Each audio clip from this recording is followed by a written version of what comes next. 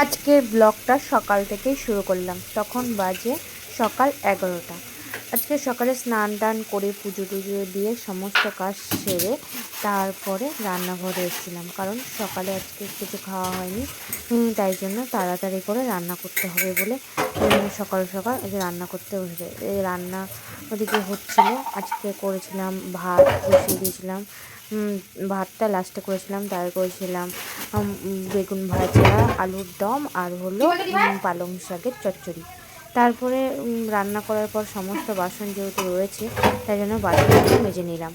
রান্নাঘরে যতই কাজ করি, যদি বেশি না অনেক বাসন থাকে কখন মাজবো সেটাই চিন্তা হয়।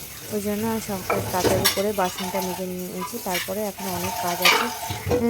যেহেতু সকালে আজকে একটু ঘর ঝাড় দিয়েছি, কোনো রকম ঘর মোছা হয়নি, ওই জন্য তাড়াতাড়ি বাসনটা মেজে এবার ঘর ঝাড় দেবো, ঘর মুছবো। তারপরে যেহেতু আমার বাচ্চা আছে, একটা ছোট ছেলে আছে, তাই জন্য ওকে স্নান টান করাতে হবে, ওই জন্য। তারপরে সমস্ত বাসন মেজে র্যাকে গুছিয়ে এবার ঘর ঝাড় দিতে এসেছি। যতই ঘর ঝাড় দিই, ঘরের আর নোংরা যায় না। যেহেতু একটা ছোট বাচ্চা আছে, সেহেতু ওই জন্য বারবার করে ঘর ঝাড় দিতে হয়।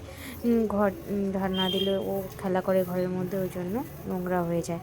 তারপরে ঘরটা ভালো করে ক্লিন করে নিলাম। ক্লিন করে এবার ঘরটা মুছবো।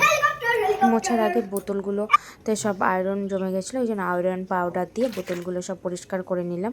তারপরে জল ভরে নিয়েছি, এবার ঘরটা মুছে নিচ্ছি। কারণ ঘরটা সকালে একবার কোনো রকম মুছেছিলাম, ওই জন্য এখন ভালো করে মুছছিলাম। কারণ ও ঘরের মধ্যে খেলা করছিল, ঘরটা বেশ নোংরা হয়েছিল। আর নোংরা হলে ওর খুব আমার ছেলে খুব কষ্ট হয়, ওই জন্য ঘরটা আমার দুবার করে মুছতে হয়। সকালে একবার আর রাত দুপুরবেলা একবার রান্না টান্না করে তারপরে ওকে এবার স্নান করে খাইয়ে দাইয়ে দেবো, দিলে আর ও এবার আর ঘরে এবার ঘুমাবে, ওই জন্য ঘরটা আগে করে পরিষ্কার করে নিচ্ছি। ঘরটা কোনো রকম পরিষ্কার মুছতে হয়েছে, ভালো করে মুছে টুছে নিয়ে ওদিকে চেয়ার ফেয়ারগুলো ছিল ওগুলো সরিয়ে তারপরে বারান্দাটাও মুছে নিলাম।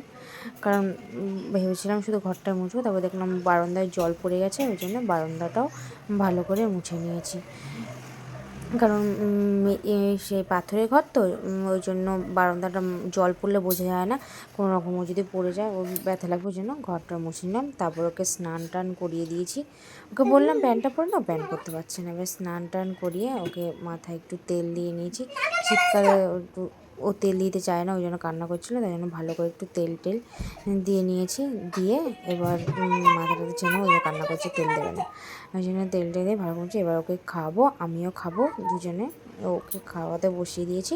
তো ও খাচ্ছে আর আমি একবার ওর থেকে খেলাম, আজকে খেয়ে এবার ওকে ঘুম পাড়িয়ে দেবো। আজকের ভিডিওটা এইটুকুই। যেহেতু আমার ছেলেটাকে খেতে পারে না, ওই জন্য ওকে খাওয়াতে হয়, ওই জন্য ওকে খাইয়ে দিচ্ছি। তাহলে ভিডিওটা আজকে এইটুকুই, আর বেশি কথা বলবো না। ভিডিওটি কেমন লাগলো বলো, আর তোমাদের কীরকম ভিডিও পছন্দ হয় ছোট্ট একটি কমেন্ট করে জানিও।